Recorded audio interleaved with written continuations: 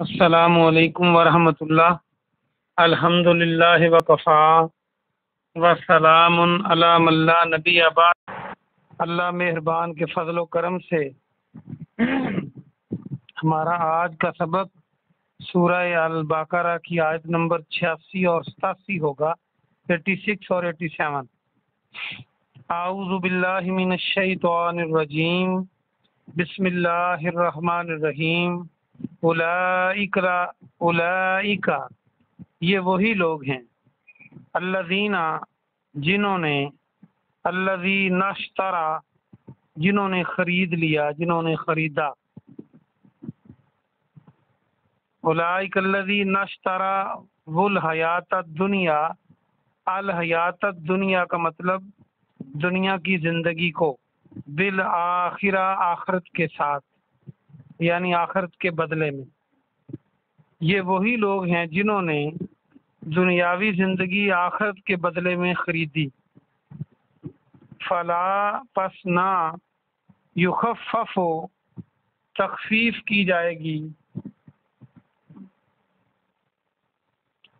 پس نہ کمی کی جائے گی۔ تخفیف اردو میں ہم کم کرنے کو بولتے ہیں، تو اس کو یاد رکھنے کے لیے تخفیف کا لفظ ہی آپ کو یاد رکھنا پڑے گا۔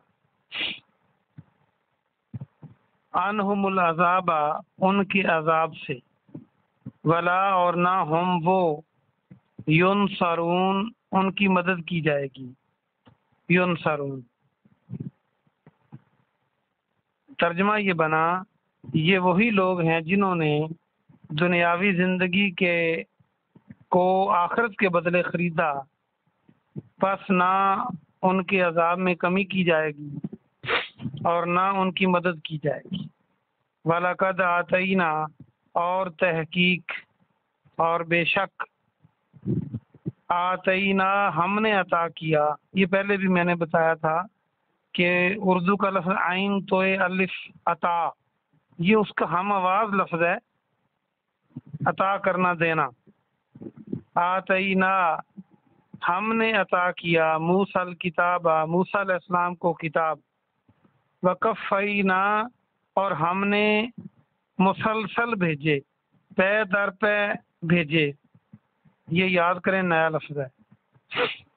من بعد ہی اس کے بعد، بالرسل رسول، وآتینا اور ہم نے عطا کیا، عیسیٰ ابن مریم عیسیٰ ابن مریم کو، البینات نشانیاں، بین کھلی نشانی کو کہتے ہیں۔ وَأَيَّدْنَاهُ اور ہم نے مدد کی اس کی، بروح القدس روح القدس کے ذریعے، یعنی جبریل امین کے ذریعے۔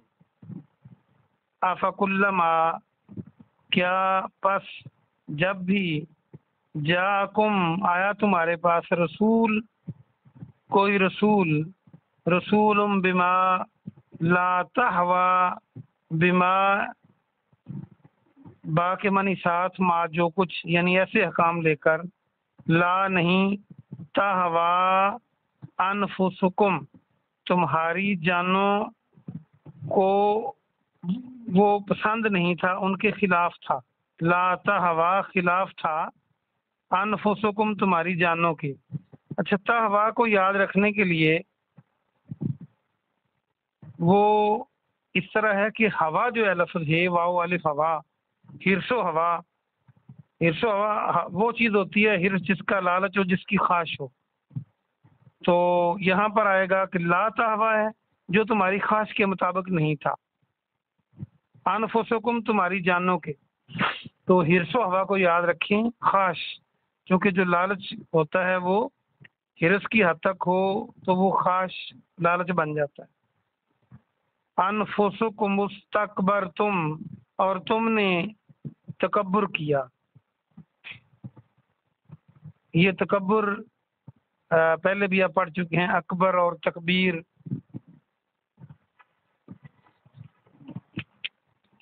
ففریقاً پس ایک فریق، کذبتم کو تم نے جھٹلایا، پس ایک فریق کو تم نے جھٹلا دیا، کذب کیا، کاذب جھوٹے کو کہتے ہیں۔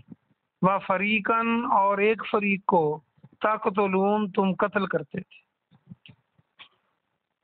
تقتلون کہیں قاف تا لام موجود ہے قتل والا. تو آج کا سبق پورا ہوا. آئیے ہم مختصر تفسیر دیکھتے ہیں.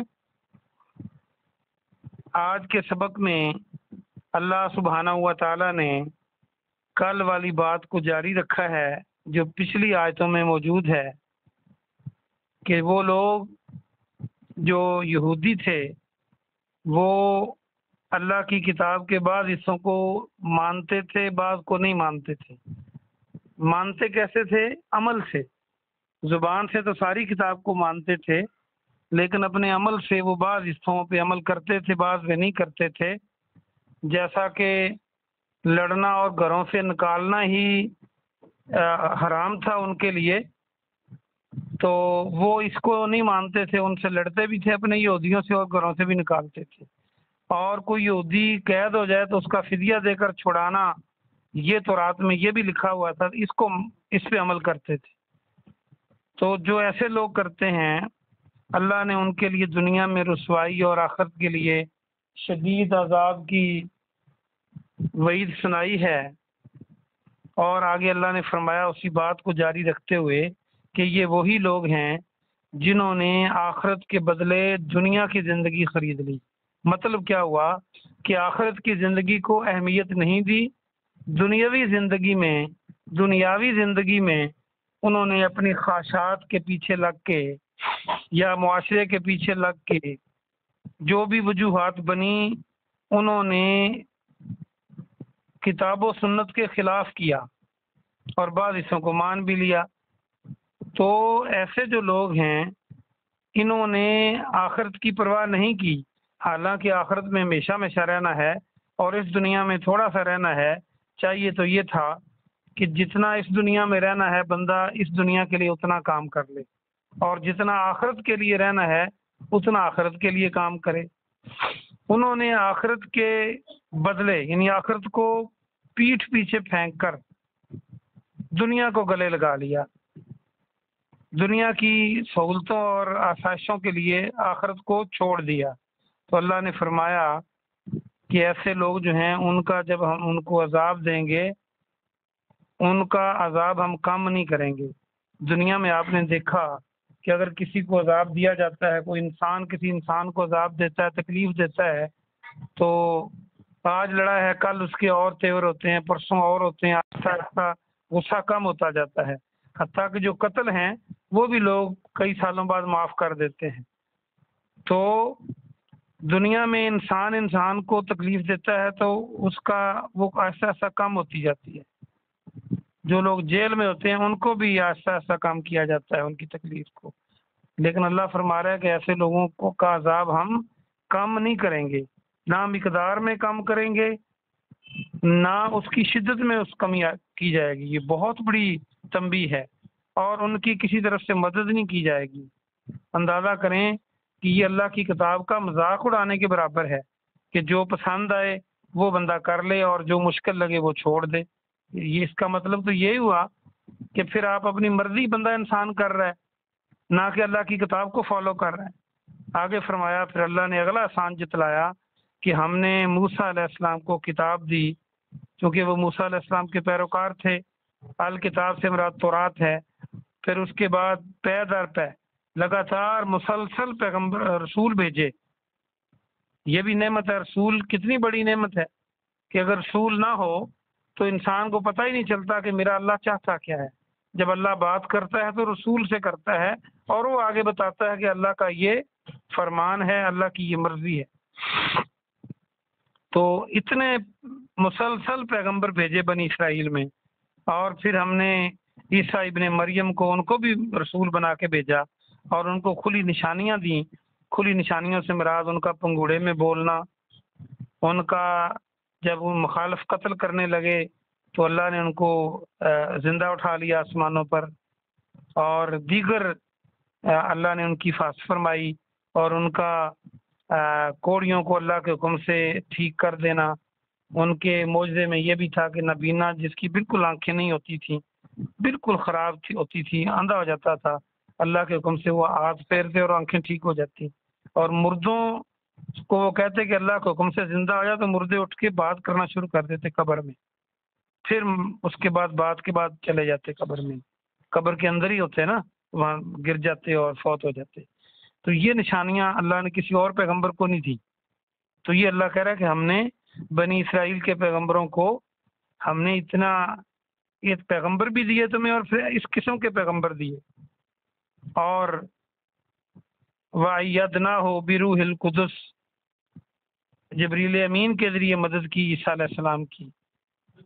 اور پھر اللہ فرماتا ہے کہ کیا ایسا نہیں ہے جب بھی تمہارے پاس کوئی رسول آیا تو وہ چیز لے کر آیا جو تمہارے نفسوں کے خلاف تھا، جو تمہاری خواہشات، تمہاری انسانی خواہشوں کے خلاف تھا۔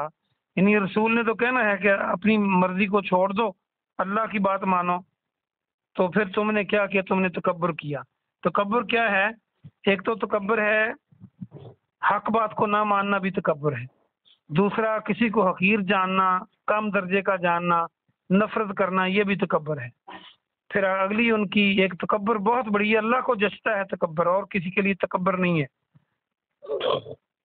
تو اور اس سے اگلا جرم انہوں نے یہ کیا کہ پیغمبروں کے ایک گروہ کو انہوں نے جھٹلا دیا کہ ہم نہیں مانتے، جیسے عیسائی موسیٰ علیہ السلام کو نہیں مانتے، یہودی عیسیٰ علیہ السلام کو نہیں مانتے، اور ایک گروہ کو انہوں نے قتل کر دیا، نعوذ باللہ، نبیوں کو قتل کر دیا۔